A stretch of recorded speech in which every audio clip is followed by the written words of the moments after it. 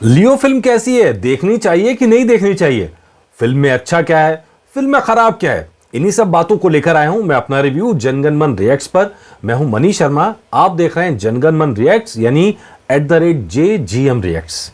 अगर आपने अब तक सब्सक्राइब नहीं किया है तो प्लीज सब्सक्राइब कीजिए ताकि आपको हमारे वीडियोस लगातार मिल सकें और बेल आइकन जरूर दबाएं।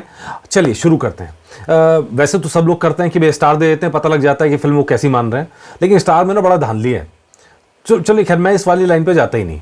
मैं सीधा सीधा ये बताता हूँ फिल्म में क्या अच्छा लगेगा और क्या बुरा लगेगा, या क्या मुझे बुरा लगा।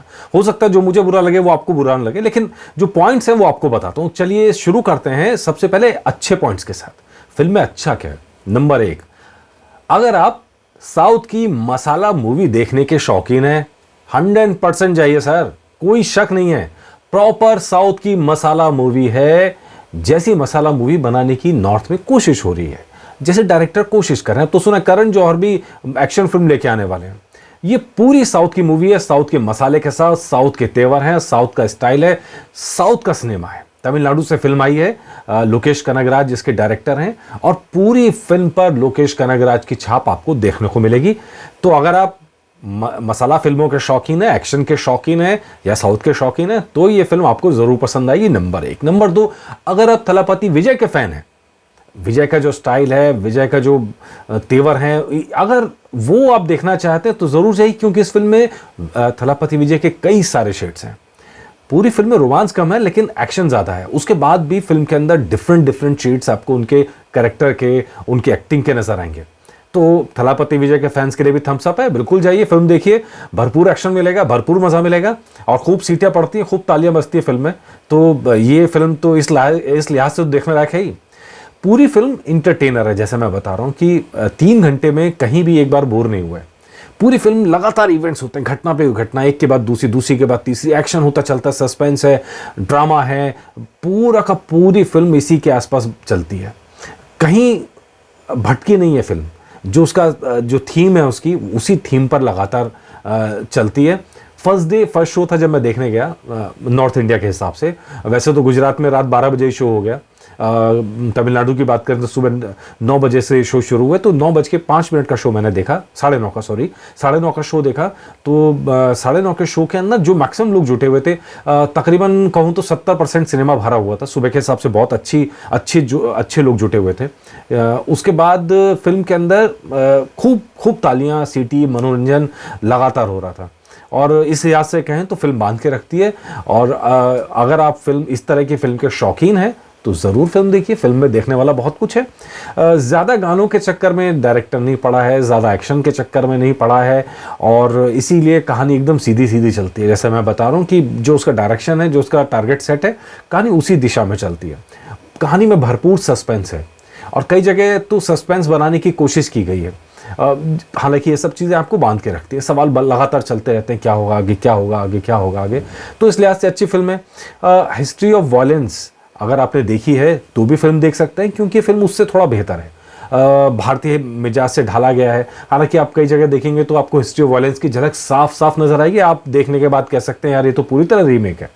जैसे एक सीन है, जैसे हिस्ट्री ऑफ वायलेंस का एकदम स्टार्टिंग सीन है कि एक रेस्टोरेंट है, कैफ़े है, जहाँ पर हीरो काम करता है, और वहाँ पे 2 गैंगस्टर आ जाते हैं। तो वो बचने बचाने में फिर कॉफ़ी का मग होता है, वो उससे मार धाड़ करने की शुरुआत करता है। सेम चीज़ यहाँ होती है। हालांकि इसका स्टार्टिंग सीन नहीं है, स्टार्टिंग सीन को और ज़्यादा पावरफुल बनाया गया है, विजय की एंट्री को और ज़्यादा धमाकेदार बनाया गया है। तो वो चेंजेस किए गए स्टोरी के अंदर, और वो वायलेंस ऑफ हिस्ट्री से कहीं छोटी फिल्म थी, तो ये बड़ा बनाया गया है। कई सारे सीन और स्टाइल, और भारत का स्टाइल, साउथ का स्टाइल, सब मिला जुला के फिल्म उससे बेहतर है।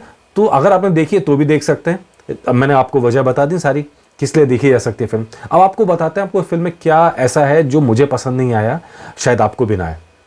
नंबर 1, अगर आप LCU का हिस्सा नहीं है, LCU ने लोकेश कनगराज यूनिवर्स, जैसे स्पाई यूनिवर्स है, जैसे कॉप यूनिवर्स है, वैसे लोकेश कनगराज यूनिवर्स है, अगर आप उसका हिस्सा नहीं है तो पूरी फिल्म में आप बगले झाँकते रहेंगे, क्या हो रहा है, क्या हो रहा है, ये कैसे हो गया, ये सीटियाँ क्यों बजी, इसमें यार ऐसा क्या था, यार ये तो मुझे पल्ले नहीं पड़ा।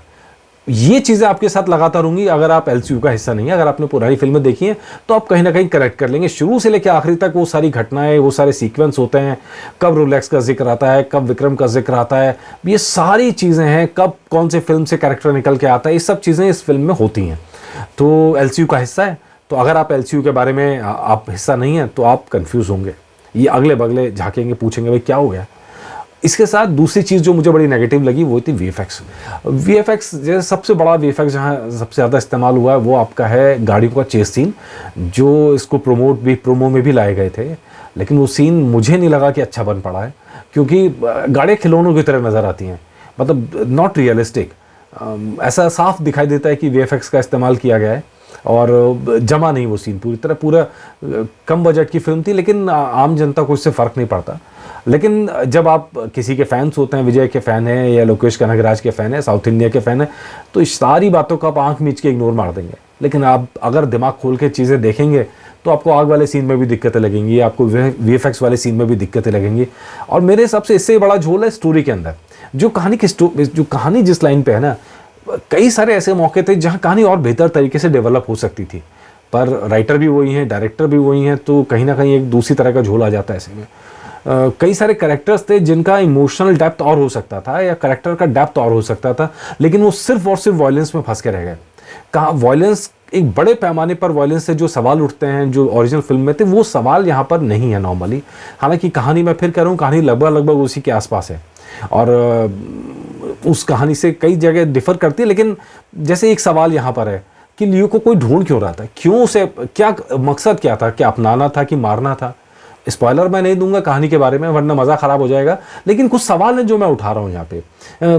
मतलब मेन विलेन जो है, उसके मौत का समय वो भी बहुत गड़बड़ है, मौत की वजह भी गड़बड़ है, तरीका भी गड़बड़ है। वो चीज़ें झोल यहाँ पर मुझे लगी। बहुत सारी बातें कहानी के अंदर इमोशनल पॉइंट ऑफ व्यू से स्टोरी बड़ी कमज़ोर है। सारा ध्यान जो डायरेक्टर का है वो कहीं ना कहीं वॉयलेंस पर है, एक्शन पर है, थ्रिलर पर है, सस्पेंस पर है। लेकिन जो कैरेक्टर्स का डेप्थ आ सकता था, जैसे जो पार्थिबन का जो कैरेक्टर है, वो एक जगह आपने सीन में देखा होगा, बेटी को गोद में लेके बैठा है।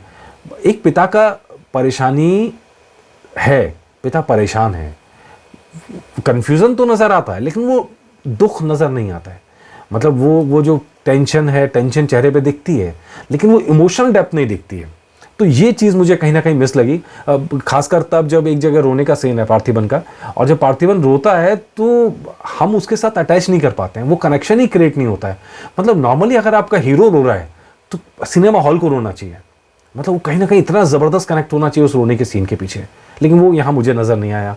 इसीलिए मैं कह रहा हूँ कि इमोशनल पॉइंट ऑफ व्यू से फिल्म कमज़ोर है। ऐसी जो मेन विलन है, वो विलन के अंदर इतनी डेप्थ थी इमोशनल की, हालांकि वो क्रिमिनल है, इमोशन नहीं होते हैं ऐसा दिखाते हैं, लेकिन मतलब क्रिमिनल्स में इमोशंस नहीं होते हैं। लेकिन हो ये सकता था कि इमोशंस का ऐसा गठजोड़ होता, कुछ समझ में नहीं आता वो, लेकिन इमोशनल डेप्थ नहीं है, ये मुझे लगा। तो मौके गंवा दिए गए। कुल मिला के फिल्म देखें या ना देखें, ये सवाल बनता है। सवाल का आंसर ये है कि अगर आप साउथ की मसाला फिल्मों के फ़ैन हैं तो फिल्म देखनी चाहिए, दिमाग बंद करके जाइएगा। बहुत सारे सवाल आएंगे, उन सवालों का जवाब आपको फिल्म में नहीं मिलेगा। और मस्ती के लिए जाइए, एंटरटेनमेंट के लिए जाइए तो डेफिनेटली एक अच्छी फिल्म है।